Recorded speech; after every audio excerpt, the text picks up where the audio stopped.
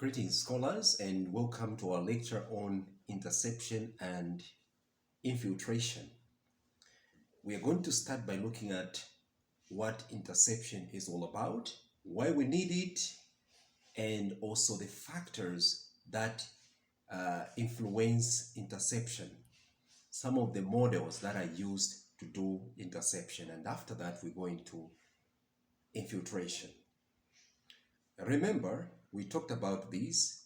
They are critical components of the hydrological cycle. And if you look at the entire hydrology, it's actually revolving around the hydrological cycle and its components. So we'll go into each component and try to explain a bit more details so that you appreciate why each component is very important to be looked at separately. So interception is actually the part of the rainfall that is intercepted by the Earth's surfaces or different surfaces of the Earth, and which subsequently evaporates back to the atmosphere. So in other words, this rainfall doesn't find itself beyond the surface of the Earth. It goes back to the atmosphere. Now, what are some of these surfaces which actually intercept rainfall? Just look around your surrounding where you are, and you'll see that there are many surfaces that tend to intercept part of the rainfall, and before it reaches the surface of the Earth, it evaporates back to the atmosphere. The first one is vegetation cover. So vegetation cover, not every raindrop that comes from the atmosphere actually eventually finds itself beneath the surface of the Earth.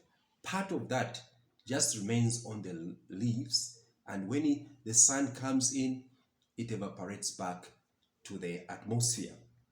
Then we may talk about the soil surface.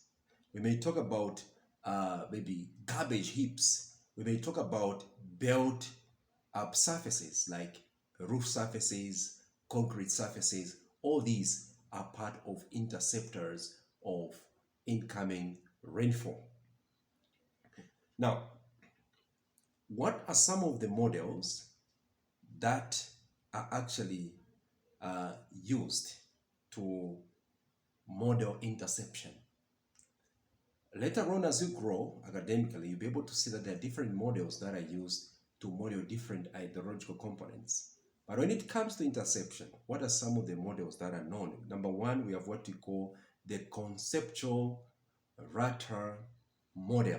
Rutter is actually the scientist behind this model, R-U-T-T-E-R.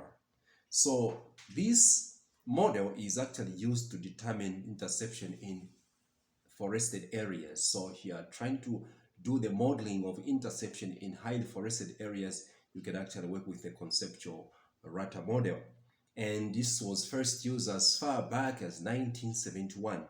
So it's a model that has undergone several testing and calibration, and it has stood the test of time, that it's quite a very useful model when you're modeling precipitation in highly forested areas. And then we have what we call analytical Gash model. Gash, G-A-S-H, is the scholar behind this analytical Gash model. So this one is widely used in places where there is open canopy. It's not so highly or densely covered, and it is useful in combination with remote sensing. Remote sensing, as some of you are aware of this, is a process by which you capture geospatial information without being physically present on the site of where this object that you're trying to understand is actually located. For example, if you go to Google Earth and you are trying to check for maybe water bodies in a particular areas, you will be able to actually find them. If there are reservoirs, if there are pools, if there are rivers, you're able to see them, and you can actually georeference them and write a few things based on what you're able to see remotely. But later on, you may want to go there physically to maybe validate the presence and the geophysical nature of what you observe through remote sensing. And then we also have what we call the stochastic model. The stochastic model.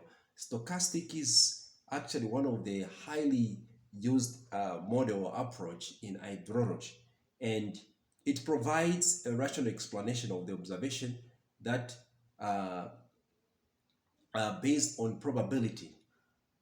Based on probability. So it's a highly unpredictable model such that it is able to account for unpredictable nature of the interception process. So it takes into consideration different variables and factors that may actually randomly affect the interception process.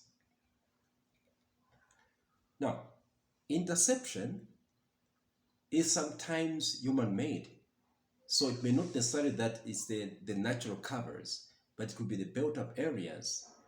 These built-up areas could be in form of maybe rainwater harvesting. There are people who just say they don't want to see any amount of rainfall go to waste. They put gutters and collect huge volumes of water. And this is quite common when you go to India. They are doing a lot of rainwater harvesting. Now, what are the factors that are influencing, or on what does interception evaporation depend? Where does it actually depend for interception to actually take place? Number one is land cover characteristics. There are times when the surface is super smooth.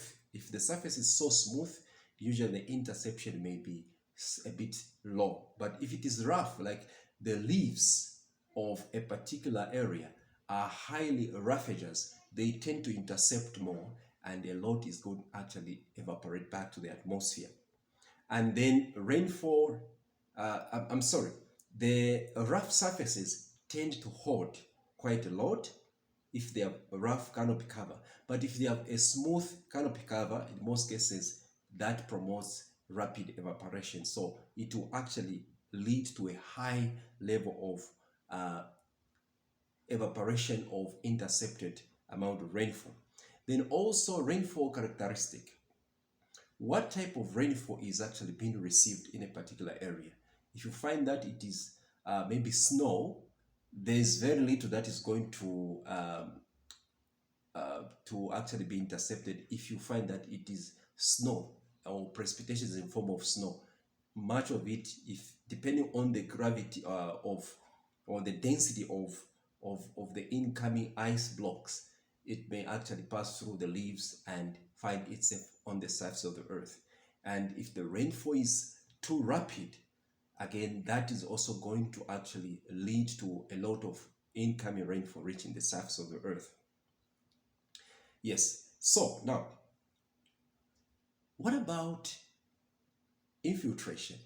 Because that amount of rainfall that does not in any way reach the surface of the earth or go beyond the surface of the earth but evaporates back is actually what we call interception. Now, what happens to that which has not been intercepted? What happens? That which has not been intercepted, it is either it actually infiltrates into the surface of the earth, or if the surface of the earth is already saturated, it is going to accumulate as surface runoff. Let's read something about infiltration. Infiltration is that process by which precipitation moves downwards through the surface of the earth, or the process by which incoming precipitation finds itself into the subsurface of the earth. So that process of liquids moving beyond the surface of the earth into the subsurface is what we call infiltration. I know there are times when we have used this, so we have been infiltrated here, is because there are certain things that have actually entered which actually you never expected sometimes. But from the hydrological point of view, it's basically just a process by which water enters through the surface of the earth into the subsurface. And infiltration is actually a very important component of an hydrological cycle. Why? Because it replenishes soil moisture. This soil moisture that we actually uh, long for, especially those who are doing agriculture, is as a result of the process of infiltration. And it's for this reason that in some places you are discouraged from doing too much of compaction through the heavy equipment, or maybe doing a lot of concrete surfacing, because this is going to affect the amount of soil moisture in the agricultural fields, and maybe the crops may not grow well because the optimum moisture content has not been reached. So that's number one. The same infiltration helps in recharging the aquifers. There is a certain amount of rainfall that enters through the surface of the earth into the subsurface and doesn't go very deep. That has its role. But there's that which goes deeper to actually recharge the aquifers. The aquifers are these rocks which keep groundwater. We're going to look at this in more details when we go to groundwater as a topic. And then it also supports the stream flows during dry season. Now you see why rivers dry when there are so many built up environment in especially areas where it is designated that they must be used for recharging of groundwater. So if you go there to start the constructions, over time you will find that the rivers will stop flowing, the aquifers will actually dry up, or the water tables will go low and low and low and low because there is no constant recharge. For rain that enters into deeper parts of the surface of the earth or subsurface of the earth, this is the one that contributes to significantly to the recharging of groundwater. And groundwater also experiences what we call groundwater discharge. This groundwater discharge is the one that feeds back into the streams, and you see the streams will be flowing even during the dry season. So if there's no what we call subsurface base flow, there's nothing that is going to happen. The rivers will be drying somewhere around July, August, September. There's nothing absolutely, because the water tables have gone very low because there is very poor recharging.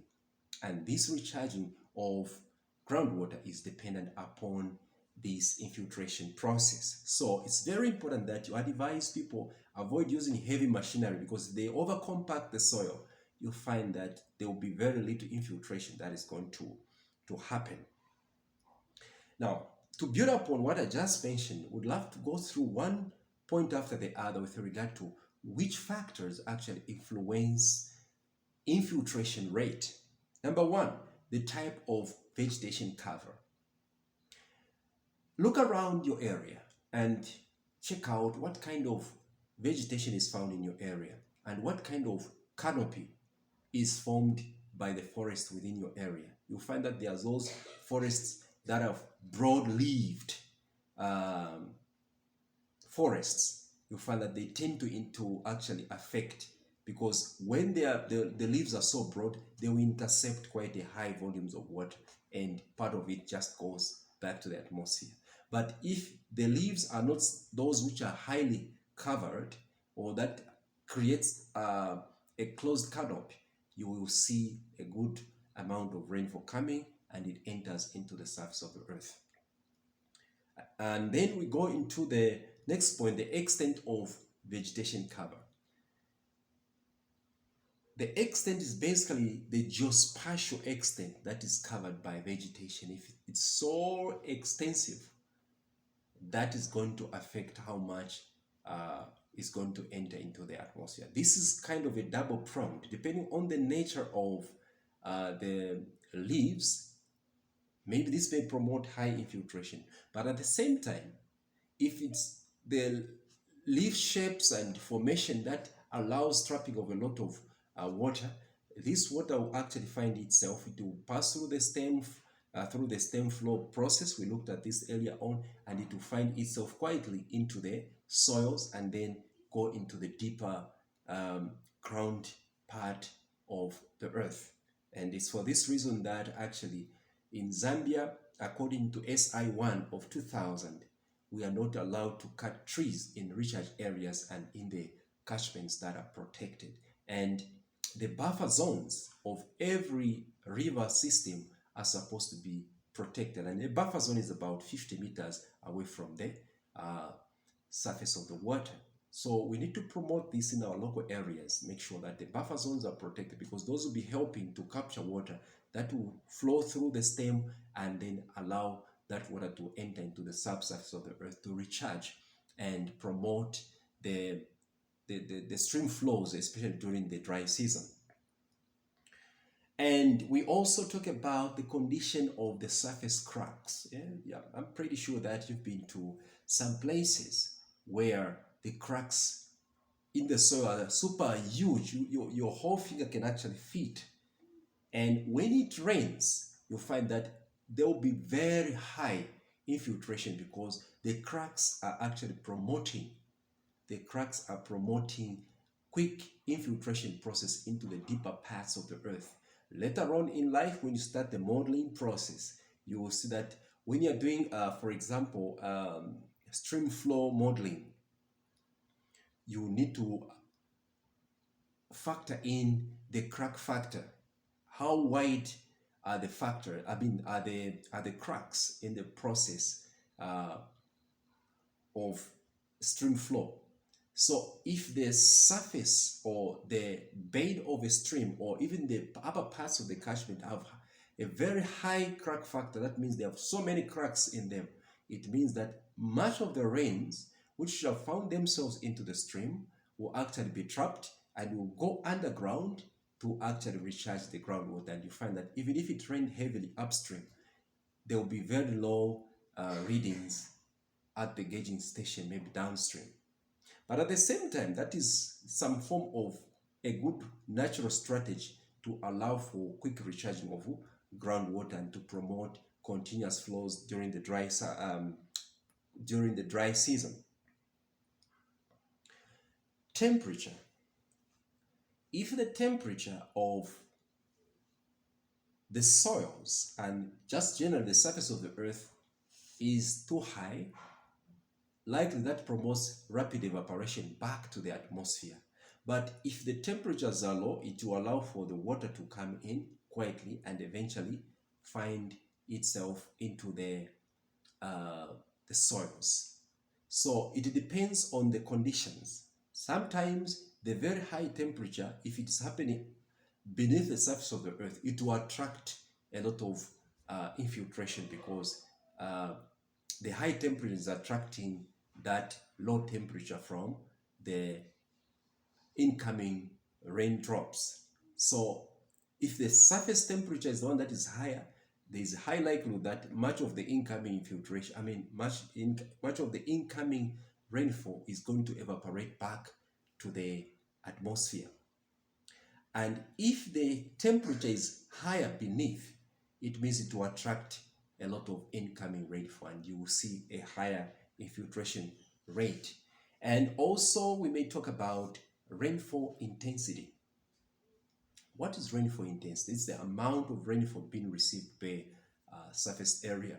So if there's high volume of rainfall that is being received at a given section, it could be a sub basin or it could be the bigger catchment, you will expect higher levels of infiltration. So rainfall intensity must be taken into consideration and it will help you determine the rate at which infiltration is taking place. You can actually do an experimental study, especially that we are in the rain season, where you're recording maybe per week or per day. And then after that, you compare infiltration rate versus the amount of rainfall that has come. And you can develop a rating curve that shows the relationship between amount of rainfall and the rate at which infiltration is taking place, which you can use to make predictions in the near future. The physical properties of water is also, the physical properties of soils is another aspect that actually influences the rate at which infiltration will be taking place. So if the soil is that which is highly fragile and it is highly porous, you expect very high infiltration rate But if it's that which is highly compacted, for example, clay, clay is quite compacted and easily get gouged and close up some spaces that should be used for infiltration process. So you find that much of the waters in clayish surfaces of the earth will end up accumulating as surface runoff. And that's why you see in swamps, your bogs, you'll be able to see a lot of rainfall that actually just accumulates because it can't go beyond the compatibility compatibility is so high, and um, the porosity is extremely low, so it can't allow so much of incoming rainfall to go beyond the surface of the earth and then go into the deeper aquifers. So you want to understand this, you'd want to maybe do a porosity infiltration capacity rating, and you'll be able to make prediction in the future. When it rains and the porosity is like this, what is the likely rate of infiltration? Water quality. Now, this sounds quite weird, but it's a factor. It's a factor. When the water is highly turbid, what is going to happen is that the suspended sediment in the surface runoff water or in the coming water is first going to block the pores that should have been used as entry points of the water. So these will seal up, and you find that what is coming in ends up on the surface of the earth as surface runoff. So you can actually do another study that looks at just turbidity versus infiltration. If you look at turbidity in NTU, that's the SI unit for turbidity, nephelometric turbidity unit, nephelometric turbidity unit, NTU. You may go at one point you measure, another point you measure, and maybe 100, 200, 500 points, and then you check what is the level of turbidity. Is there a high level of suspended sediment in this water? So you'll be able to see if there's a relationship between high levels of turbidity versus lower, or maybe just the rate of infiltration. So where you find that high turbidity levels are promoting low infiltration, you can make a conclusion to say, yes, indeed, turbidity levels have a certain strong influence on the rate at which infiltration is going to take place. And you need to make then strategies, for example, to start measures that can reduce the turbidity levels so that these suspended sediments don't end up blocking the pores that should have normally been used as conduits for the infiltration of the waters into the subsurface of the earth. You have seen this before. Sometimes when it rains heavily, you'll be able to see these brownish surfaces that are covering some parts of the earth, and you see that there's stagnation of water is because the pores have been blocked and the rains can't infiltrate into the surface of the earth. Also, the volume that is available for storage below the ground. If there's enough space beneath the surface of the earth to accommodate incoming rainfall, it will definitely allow for the higher rates of infiltration because there is this sufficient receiving end of the incoming infiltration. But if there are no spaces where water can actually be stored beneath the surface of the earth, you'll find that it will promote low infiltration but high surface runoff or water accumulation. Urbanization, I already preempted this. Urbanization, when you go to places that are highly urbanized, concretized, there's concrete everywhere. Like what has been happening in Lusaka recently. There's been so much flooding.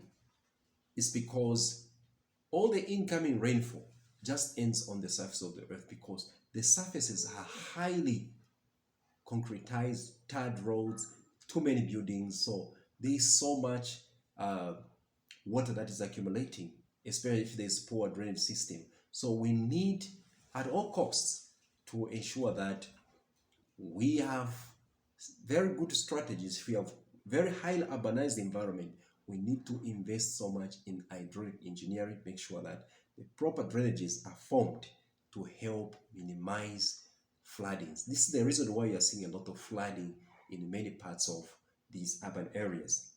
And then we may talk about the surface declivity, the angle of inclination.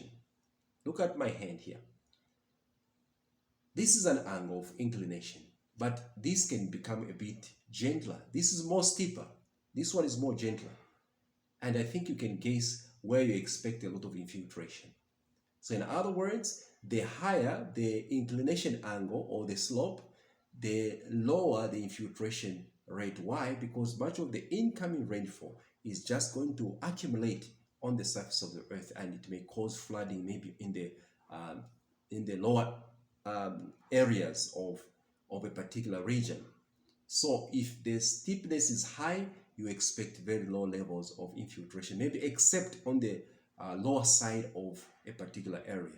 But if the slope angle for a particular catchment or basin is relatively low, it will promote high levels of infiltration. So you may want to maybe use this as a factor. You try to do the angular measurements of different topographies. Then from there, you'll be able to do the measurements of how much infiltration is going actually into the subsurface of the earth.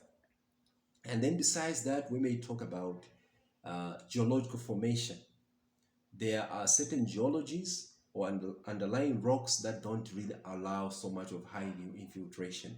For example, if you talk about granite rock, it doesn't allow water to pass through it. So if there's a granitic surface area, you expect high levels of surface runoff and with little or no infiltration or little or no amount of rainfall going far beyond the surface of the earth. So you need to look around yourself. These factors that have been discussed this evening, are there some other factors around your surrounding area that you may point as, this is also a pointer. This one also is a factor that is leading to high levels of infiltration or high levels of interception. I'll be glad to hear from your personal experience where you're found, and make sure that when you are putting up the simple notes, you also associate them with some good illustrations. It's quite very encouraged in geographical narration or explanation to add some form of illustration to elaborate your answers. So if you're asked a question around what you're just from discussing, always remember to add a bit of some illustration. That is going to help you a lot. So thank you very much, and looking forward to meeting you in another lecture tomorrow. Thank you.